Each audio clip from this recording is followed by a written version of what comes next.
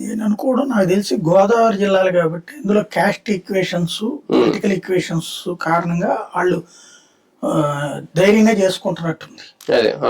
అలా కాకపోతే సాధ్యం కాదు. మనం ఒక చిన్న బిల్డింగ్ కట్టుకుంటుంటేనే 100 రకాల అనుమతులు అడిగేవాడు ఓపెన్ గా ఒక ఇండస్ట్రీ నడుపుతుంటే ఇందులో ఇవాళ నేను పేపర్లో చదివిన 32 చోట్ల తయారు చేస్తున్నట్ట వితౌట్ పర్మిషన్. 32 చోట్ల ఏంది అసలు ఎడన్నట్టు వీళ్ళందరూ కూడా. ఇప్పుడు లోకల్ గా వాలంటీర్ వ్యవస్థ పోయింది, సరే తీసేశారు, సచివాలయ వ్యవస్థ ఉంది. అసలు నీ నిఘా వ్యవస్థ ఏమైపోయింది? ఏం జరుగుతుంది అసలు? ఒకటి మనకి ఒక ఆన్లైన్ సిస్టము లేకపోతే ఒక సిస్టమ్ ఉండాలి. అగ్నిమాపక శాఖ, రెవెన్యూ శాఖ, పోలీసు ముగ్గురు క్లియరెన్స్ ఉండాలి.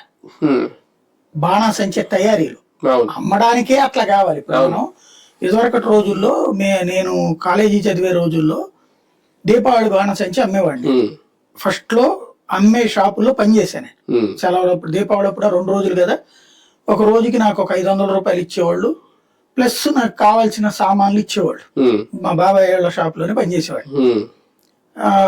భోజనం అవన్నీ వాళ్ళే ఏర్పాటు చూసుకుంటారు. ఇది నేను దాదాపుగా నాకు 10th క్లాస్ అయినప్పటి నుంచి నేను చేస్తానే ఉన్నా. ఇంటర్మీడియట్ డిగ్రీ అయ్యాను. డిగ్రీ అయిపోయాక నేనే పెట్టేవాడిని ఒక 5,000 రూపాయల సామాన్ తీసుకుని. అక్కడ ప్రతిసారి తీసుకునేటప్పుడు మొదట్లో ఇంట్లో పెట్టుకున్నాం. అప్పుడు ఏ పర్మిషన్స్ కాదు.